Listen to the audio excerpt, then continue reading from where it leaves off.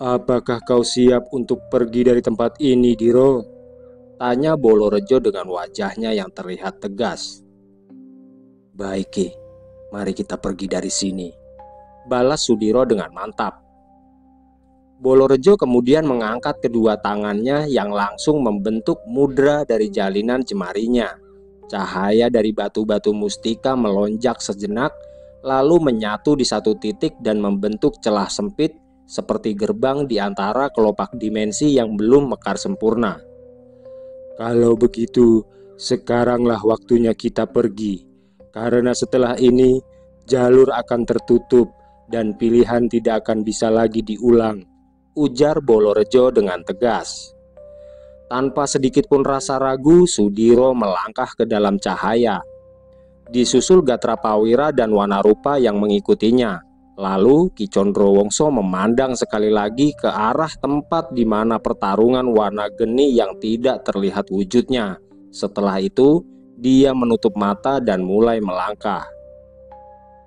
Gerbang Pancawilaga pun menelan mereka semua dalam kilatan cahaya redup. Sementara dari kejauhan, di medan pertempuran, dua sosok masih bertarung. Mereka mewakili dua wajah dari satu tekad yang akan tinggal dan akan melanjutkan.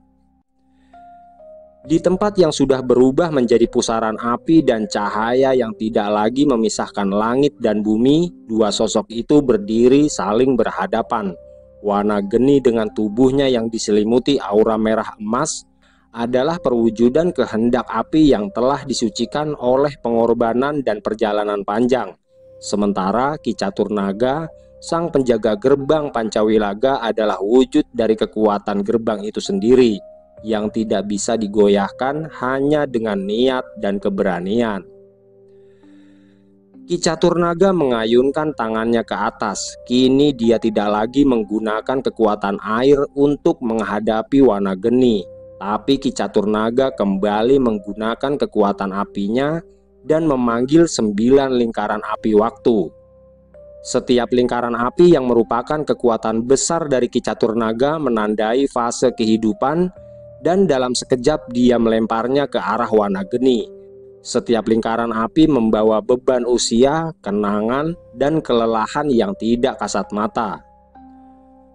Warna geni menjejak tanah dengan keras, dan dari kedua tangannya meledak semburan kilat api murni, mengubah angin menjadi dinding perlawanan. 9 lingkaran api waktu itu hancur satu persatu, tapi di setiap kehancurannya, luka masa lalu merambat ke dalam tubuhnya, hingga membuatnya terguncang namun tidak roboh. Ki Caturnaga melesat maju, tubuhnya membelah udara, menciptakan retakan-retakan tipis di ruang sekelilingnya. Dia menusuk dengan tombak api yang kini berdenyut seperti jantung raksasa. Warna geni menghindar, dan ketika tombak itu menghantam tanah, gemuruh hebat mengguncang seluruh dimensi pertarungan, memunculkan jurang-jurang dalam yang menyala di bawah kaki mereka. Warna geni membalas dengan memusatkan semua kekuatannya di dada. Api dalam dirinya menyatu menjadi bentuk naga yang menyala, bukan hanya sekedar kekuatan, tapi lambang dari semangat yang menolak tunduk pada aturan yang ditetapkan oleh Ki Caturnaga. Tanpa ragu, warna geni melemparkan sosok naga apinya itu ke arah penjaga gerbang Pancawilaga, dan gemuruh serta kilatan cahaya panas pun melesat dengan cepat. Mendapati serangan langsung yang sangat mengerikan itu, Ki Caturnaga tidak menghindar. Dia membuka kedua telapak tangannya dan membiarkan naga itu menabraknya. Dan sedetik kemudian, ledakan maha dahsyat pun terjadi. Langit bergemuruh sejenak dan tanah kembali terbelah hebat. Ketika asap menipis, keduanya masih berdiri dengan napas mereka yang sama-sama berat. Warna geni kini terluka. Api yang melindungi tubuhnya perlahan memudar. Sementara itu, Ki Caturnaga pun retak di beberapa bagian yang ditandai dengan terkelupasnya kulit batu di tubuhnya, serta cahaya merah di sekelilingnya berdenyut tidak terkendali. "Kau membuatku merasa hidup lagi, makhluk api," ujar Ki Caturnaga dengan suara yang kini terdengar serak. Karena aku di sini bukan untuk memusnahkanmu, Ki Caturnaga, tapi untuk kembali melanjutkan perjalanan bersama saudara-saudaraku itu, balas Wanageni dengan tenang. Mereka berdua terdiam sejenak dan saling memandang. Dan dalam keheningan itu, percik api mulai menari di sekitar mereka, tanda bahwa pertarungan belum selesai, dan hanya satu dari mereka yang akan tetap berdiri saat nyala api terakhir itu padam. Di sisi lain, Ki Condrowongso, Bolorejo, Gatrapawira, dan Wanarupa melangkah dengan langkah yang sangat hati-hati. Aroma tanah hangus serta udara panas menyambut mereka seperti bekas jejak-jejak pertempuran di masa lalu yang pernah terjadi di tempat itu. Saat mereka benar-benar menjejakkan kaki di dalam, langit berubah. Warna-warna langit tidak lagi biru atau kelabu, melainkan berwarna merah darah yang membentang di cakrawala luas. Di depan mereka, hamparan tanah tandus yang retak menguar panas, seperti baru saja dilalui oleh api abadi. Udara terasa begitu kering, seolah-olah hembusan angin pun enggan melintas di tempat itu. Setiap langkah mereka di atas tanah yang pecah menimbulkan bunyi yang berderak lirih seperti desah penderitaan yang tertahan selama ribuan tahun. Sudiro memandang ke sekeliling tempat itu dengan hati gelisah. Tidak ada tanda-tanda kehidupan, namun jelas bahwa tempat itu menyimpan sesuatu yang tidak bisa dijelaskan dengan akal. Langit di atas mereka bukan hanya merah biasa, tetapi merah yang nyala dan hidup, berdenyut perlahan seperti nafas dari makhluk raksasa yang ada di langit. Cahaya samar menyusup dari celah-celah awan yang bergulung seperti kabut merah, membuat bayangan tubuh mereka membesar dan menciut seiring langkah kaki. Hamparan tanah tandus itu membentang sejauh mata memandang, tidak datar tapi bergelombang. Di beberapa titik ada jejak yang menyerupai parit hangus seperti bekas seretan senjata atau sisa ledakan energi yang besar. Di kejauhan tampak tumpukan batu yang menjulang seperti reruntuhan menara kuno, tapi dari batu-batu itu memancar aura berat seperti disusun dari kutukan masa lalu. Ki Condrowongso memejamkan mata sejenak, lalu membuka kembali sambil menarik nafas panjang. Tempat ini bukan sekedar medan ujian, tapi ini lebih layak disebut makam. Bukan makam bagi tubuh, melainkan bagi tekad dan kesetiaan, ujar Ki Condrowongso sambil menatap ke arah depan dengan sorot mata tajam. Energi di bawah permukaan tanah ini masih hidup, Ki, sahut Gatrapawira sambil berjongkok dan menyentuh tanah. Seketika dia menarik tangannya kembali dari tanah itu yang tiba-tiba menyemburkan api berwarna kebiruan. Bolorejo yang sedari tadi hanya diam tiba-tiba menunduk dalam. Bibirnya bergerak merapal mantra pelindung yang diwariskan oleh para leluhur penjaga hutan Kramaseta. Seketika udara di sekitar mereka berubah. Panas tidak hilang namun menjadi tertahankan seperti ada selubung tak kasat mata yang melindungi tubuh mereka. Dan bersamaan dengan itu tanah mulai bergetar diiringi suara langkah-langkah kaki yang serentak dan seirama. Lalu setelahnya dari balik bukit-bukit di kejauhan muncul deretan pertama makhluk-makhluk gaib yang diselimuti cahaya hitam. Mereka datang bukan satu atau dua, tapi ratusan atau bahkan ribuan makhluk yang membentuk lautan tubuh dari makhluk-makhluk yang wujudnya sangat mengerikan. Ada yang berkulit batu, bersayap api dan bertaring panjang, serta ada yang berwujud seperti bayangan manusia tanpa mata, namun menatap tajam hingga menembus tulang. Barisan makhluk-makhluk itu membentuk setengah lingkaran yang mengepung dalam diam, seperti gelombang pasang yang berhenti di ambang ledakan. Tidak satupun dari mereka bersuara, namun kehadirannya begitu kuat hingga tubuh siapapun yang berdiri di hadapan mereka akan bergidik ngeri. Sudiro, Ki Condrowongso, Bolorejo, Gatrapawira, dan Wanarupa pun menghentikan langkah mereka. Mereka menatap ke sekeliling, mencoba untuk mengenali motif atau niat dari barisan makhluk gaib itu. Namun tidak ada satupun dari ribuan makhluk itu yang berbicara. yang membuat keadaan terasa sangat hening. Akan tetapi, tanpa suara aba-aba, makhluk-makhluk itu kembali bergerak, bukan dengan berlari, tapi meluncur seperti bayangan yang menebar dari segala arah. Tubuh-tubuh mereka berkilat samar dalam cahaya merah langit Pancawilaga. Dan dalam hitungan detik, pusaran ribuan makhluk gaib itu menghantam ke arah Sudiro dan yang lainnya seperti air bah yang menelan tebing. Serangan pertama datang dari udara. Puluhan makhluk bersayap dengan bentuk tak sempurna seperti patahan bayangan terbang rendah sambil melontarkan semburan kabut hitam ke arah mereka. Ki Condrowongso menangkis dengan tongkatnya yang menciptakan pusaran angin yang menyebar ke arah samping. Namun kabut itu menembus celah pertahanan dan membuat pandangan mereka menjadi buram.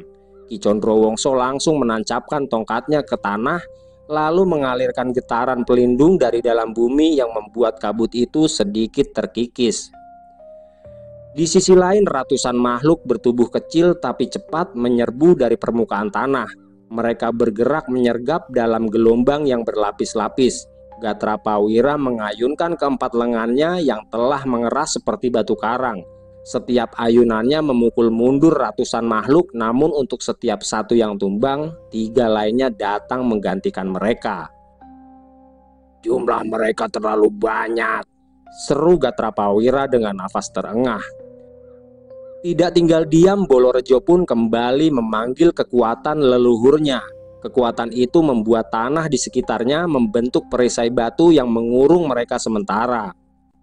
"Kita harus bergerak, atau kita akan tenggelam dalam gelombang serangan mereka," ujar Bolorejo dengan tegas. Namun dinding batu yang dibuat Bolorejo mulai terlihat retak. Makhluk-makhluk itu bukan hanya menyerang secara fisik, tapi mereka berteriak dalam suara yang nyaris tidak terdengar. Gelombang suara itu mulai menghantam batin mereka dan membuat Sudiro berlutut sesaat menahan sakit di dalam pikirannya sendiri. Tidak memberi kesempatan pada rombongan Sudiro, makhluk-makhluk gaib itu menyerang dari bawah permukaan tanah. Tanah yang mereka pijak mulai berlubang, yang memunculkan tangan-tangan panjang dan jari-jari bercabang dari dalamnya. Tangan-tangan itu mencoba menarik kaki mereka ke bawah dan berusaha mengubur mereka hidup-hidup. Ki Condrowongso kembali menghentakkan tongkatnya ke tanah, membuat gelombang getar yang memutus sebagian tangan-tangan itu.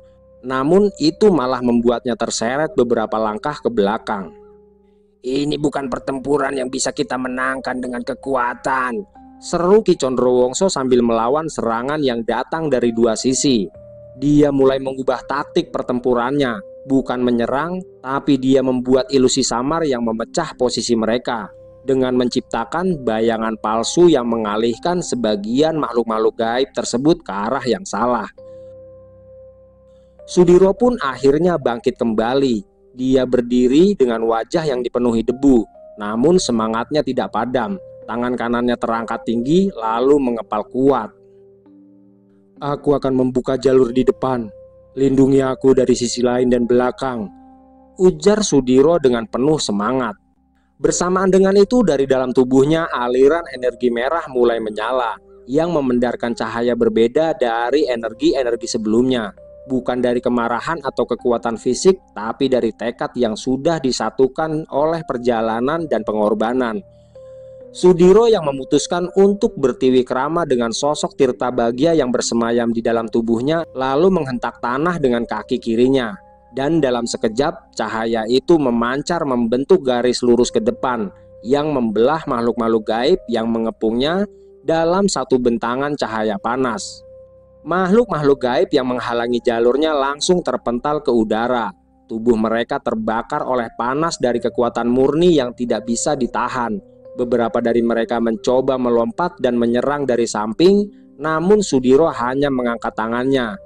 Dan lidah cahaya yang membentuk tameng api di udara membakar mereka dalam sekejap dan menjadikan mereka debu hitam. "Lindungi dia, Condro. Jangan biarkan dia sendirian," teriak Bolorejo sambil menghantam tanah dengan kekuatannya yang membuat gelombang batu melingkar dan menghantam puluhan makhluk dari sisi kanan. Ki Condrowongso langsung bergerak dari sisi kiri. Tongkatnya menciptakan jaring tipis yang memperlambat gerakan para makhluk dan membuat celah bagi Gatrapawira untuk maju, lalu menghantam gerombolan yang menembus jaring tersebut dengan ayunan pedangnya yang berkilat. Di bagian paling belakang, Wanarupa menjaga barisan dari serangan makhluk yang merayap dari dalam tanah. Tubuhnya yang telah berubah menjadi sosok Eyang Nagawana pun menangkis serangan sambil menumbangkan musuh dengan semburan api dari mulutnya. Sementara itu, Sudiro terus maju, yang langkah-langkahnya membawa getar seperti petir yang menancap di tanah. Bentangan cahaya dari langkahnya mengiris permukaan tanah, membentuk jalur angin dahsyat yang terus membuka jalan di tengah kepungan ribuan makhluk gaib yang entah datangnya dari mana. Namun, kekuatan makhluk-makhluk itu mulai berubah. Dari barisan belakang, beberapa makhluk raksasa bermata tiga dan bertanduk panjang muncul. Mereka bukan seperti yang lain. Mereka adalah para makhluk gaib yang telah lama terjebak di Pancawilaga dan tidak dapat keluar menembus gerbang itu. Salah satu dari mereka mengangkat senjata berbentuk seperti roda bergerigi yang berputar, lalu melemparkannya ke arah Sudiro. Tapi Sudiro yang sudah berada dalam kekuatan penuh langsung mengeluarkan ajian jagat geni, sebuah pukulan yang mengandung energi api yang dilesatkan dan menghancurkan senjata itu sebelum menyentuh tubuhnya. Tanpa menunggu, dua makhluk gaib lainnya langsung menerjang. Namun Sudiro langsung melesat dengan cepat dan mengeluarkan ajian Bayu Geni yang membuat pusaran energi panas berputar di sekeliling tubuhnya, lalu membentuk pelindung sekaligus senjata pemusnah segala bentuk kegelapan. Kedua makhluk raksasa itu mencoba menahan pusaran energi tersebut, namun tubuh mereka tidak kuat menahan panasnya. Kulit mereka merekah dan meledak dalam cahaya merah membara, menyisakan abu yang terbang terbawa angin panas dalam medan pertempuran. Gelombang makhluk gaib yang datang seperti tidak pernah berhenti. Meski ratusan telah tumbang, namun ribuan lainnya terus bermunculan dari retakan tanah dan kabut merah yang menggantung di langit. Udara semakin berat dan aroma logam serta belerang makin pekat. Tapi Ki Condrowongso, Bolorejo, Gatrapawira, dan Wanarupa tidak mundur sejengkal pun. Ki Condrowongso berdiri dengan tubuh yang memendarkan cahaya putih. Wajahnya terlihat sangat serius dan penuh konsentrasi. Dia tidak lagi hanya mengandalkan kekuatannya, tapi mulai memperlihatkan wujud sejatinya sebagai penguasa hutan Balataru. Dengan satu hentakan tongkatnya ke tanah, gelombang suara hening merambat di udara. Bukan ledakan, bukan cahaya, tapi gelombang batin yang meresap ke dalam pikiran makhluk-makhluk gaib tersebut yang mulai mengacaukan naluri dan arah mereka. Ketika gelombang suara hening itu dilepaskan, seluruh ruang seolah berdenyut. Udara tidak bergema oleh bunyi, melainkan oleh tekanan pikiran. Seolah sebuah lapisan dunia batin ditarik dan dilipat ke atas dunia nyata. Makhluk-makhluk gaib yang tadinya menyerbu tanpa henti kini terdiam sejenak dan tubuh mereka menegang. Mereka seperti mendengar bisikan yang tidak terdengar dan melihat kilasan masa lalu yang bukan milik mereka. Beberapa makhluk mengerang dan meronta seperti sedang dihantui oleh mimpi buruk. Ada yang tiba-tiba berbalik arah dan menyerang rekannya sendiri. Ada yang berlutut dan menutup telinga mereka walaupun tidak ada suara. Mereka tidak tahu bahwa yang mereka hadapi kini bukan sekedar sosok pendekar tua, tapi sosok penguasa hutan gaib yang memiliki ribuan pasukan. Ki Condrowongso mengangkat tangan kirinya dan dari balik lengan jubahnya keluar untayan cahaya berbentuk rajah-rajah kuno yang bergerak seperti makhluk hidup. Rajah itu melayang di udara, lalu mengepung sekelompok makhluk yang sedang mencoba pulih dari kebingungan mereka. Dan dalam sekejap rajah-rajah itu meledak, lalu memperlambat gerakan musuh hingga mereka tampak seperti bergerak dalam lumpur. Seketika itu juga Ki Condrowongso melemparkan tongkat kayunya ke tengah kerumunan. Di tengah udara, tongkat itu memanjang, lalu berubah menjadi kayu besar yang memiliki duri-duri tajam. Kayu dari tongkat itu menari di antara makhluk-makhluk gaib, lalu membakar mereka dalam kilatan cahaya hijau yang merupakan simbol dari energi alam. Jeritan pun terdengar, tubuh-tubuh hitam gosong melayang ke udara sebelum menghilang dalam percikan cahaya. Di sisi lain dari medan tandus Pancawilaga, di tengah hiruk-pikuk pertarungan yang tiada henti, Bolorejo berdiri tegak. Sorot matanya tidak lagi biasa dan tubuhnya bersinar sama dalam rona hijau pekat. Seolah-olah akar dan dedaunan dari ribuan pohon memancar dari kulitnya. Angin berhenti sesaat di sekelilingnya dan tanah di bawah kakinya mulai bergetar ringan. Debu yang sebelumnya berterbangan kini berputar mengelilinginya dalam lingkaran lambat. Aura energi alam menjalar dari pori-porinya. Dan ketika matanya memejam, dunia seolah diam menunggu.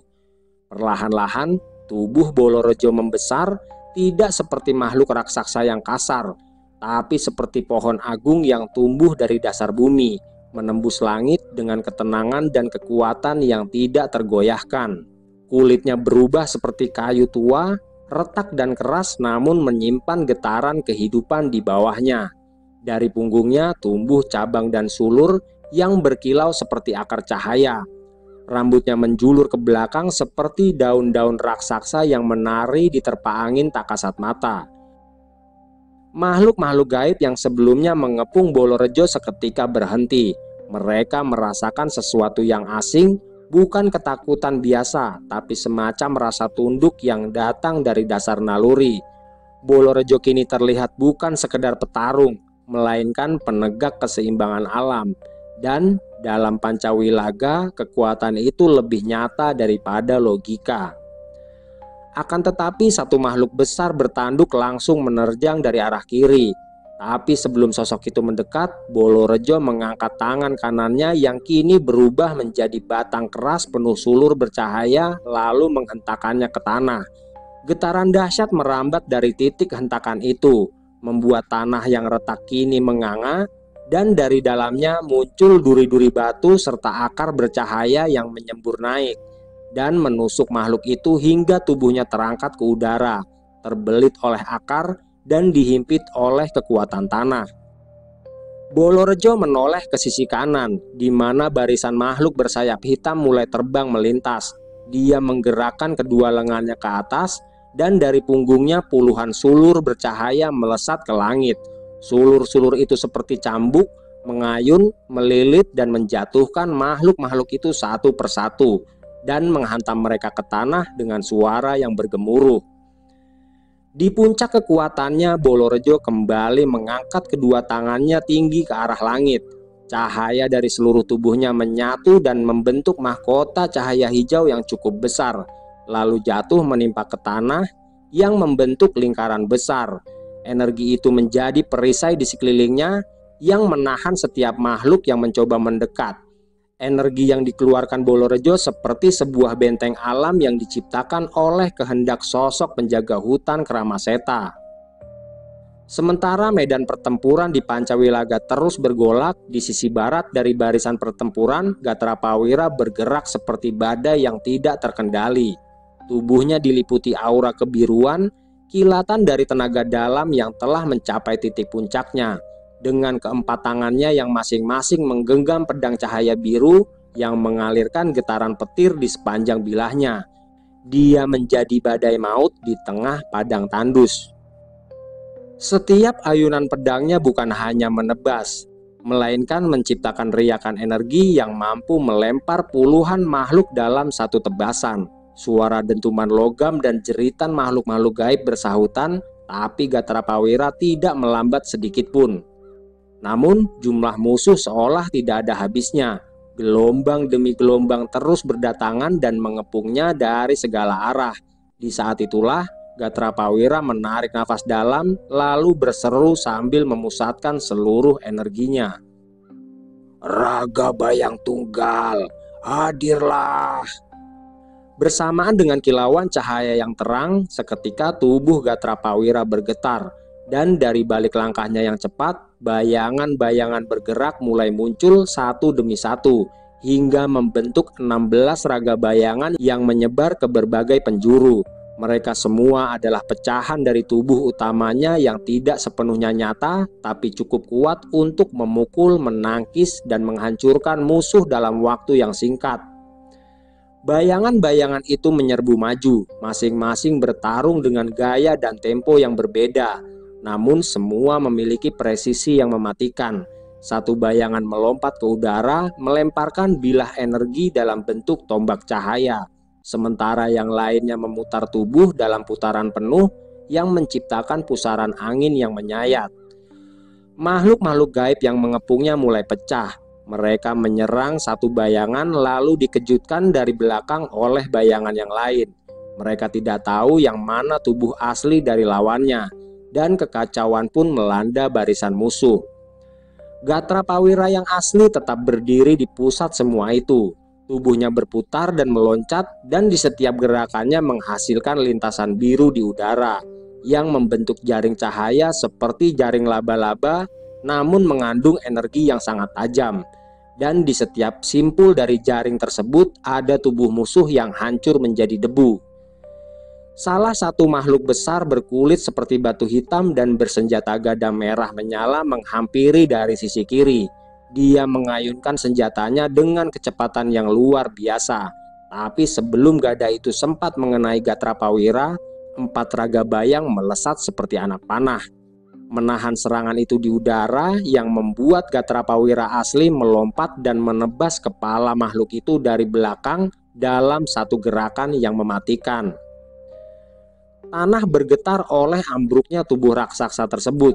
Salah satu makhluk lain yang juga bertubuh tinggi dengan leher panjang dan bertaring tajam langsung melontarkan serangan berupa paku-paku tajam dari jarak jauh. Tapi Gatrapawira melambaikan satu tangan yang membuat sebuah perisai energi berbentuk lingkaran biru muncul, lalu memantulkan paku-paku itu kembali hingga mengenai makhluk-makhluk lain di belakangnya. Setelah merobohkan beberapa makhluk besar, kini Gatrapawira mulai menyatukan kembali bayangannya, memanggil mereka satu persatu untuk bergabung dengan tubuh aslinya. Setiap bayangan yang kembali memberikan dorongan tenaga dan kejernihan batin yang meningkat. Saat bayangan terakhir melebur ke tubuhnya, Gatrapawira berdiri dengan kedua kaki, lalu menghentakkan ke tanah dengan kuat. "Sekarang giliran kalian mendengar suara langit," ujar Gatrapawira dengan suara lantang. Gatrapawira kembali mengangkat keempat pedangnya ke atas langit, dan dari sana turun kilatan petir berwarna biru terang yang menyambar ke tubuhnya tanpa membakar. Petir itu menyatu dengan dirinya yang membuat tubuhnya kini bersinar terang. Setelah itu dia menghentakkan 2 pedangnya ke depan, lalu dari ujungnya terbentuk panah raksasa dari energi biru yang langsung dilesatkan lurus ke depan. Saat panah itu menghantam pusat gerombolan musuh, ledakannya meluas seperti gelombang petir yang memusnahkan puluhan makhluk sekaligus dan melempar sisanya jauh ke belakang. Sebuah lengkungan biru kini membentang di medan pertempuran. Para makhluk gaib itu terlihat mundur, menyadari bahwa di hadapan mereka berdiri bukan sekedar sosok makhluk gaib yang bersenjatakan 4 pedang, melainkan sosok kesatria yang mewarisi kekuatan petir. Sudiro yang berdiri agak jauh di depan sempat menoleh ke belakang dan berkata lirih, "Kau sudah melewati batas kekuatanmu sendiri, Wira," gumam Sudiro dalam hatinya. Sementara itu di garis paling belakang, Wanarupa yang kini telah sepenuhnya berubah dalam wujud Eyang Nagawana berdiri bagaikan gunung besar. Sisik-sisik emas menyelimuti tubuhnya dengan mata biru menyala, dan mulutnya memuntahkan semburan api suci yang menyapu makhluk-makhluk dari bawah tanah yang mencoba menyelinap. Dengan cakarnya dia mencengkram 2 makhluk bersayap kelam, lalu menghantamkan mereka ke tanah seperti petir menghajar pohon tua. Setelah itu dia mengembangkan kedua sayapnya, lalu mengepakannya yang menimbulkan gelombang angin besar. Gelombang angin dari kepakan sayap Eyang Nagawana meledak seperti badai suci. Tanah pun retak dan bebatuan beterbangan, yang membuat makhluk-makhluk gaib yang berada terlalu dekat langsung terlempar ratusan tombak jauhnya. Tubuh mereka terhempas dan menciptakan kawah-kawah kecil di permukaan tandus Pancawilaga. Suara pekik dan jeritan mereka tertelan deru badai dan nyala api yang berputar di udara. Tubuh Wanarupa yang kini tidak lagi menyerupai manusia memancarkan aura purba, sebuah energi leluhur yang nyaris terlupakan dalam sejarah dunia. Sisik emasnya bukan hanya sekedar keras seperti baja, tapi juga menyimpan aliran energi yang tak kasat mata, yang dapat membakar bukan karena kemarahan, melainkan karena kebenaran.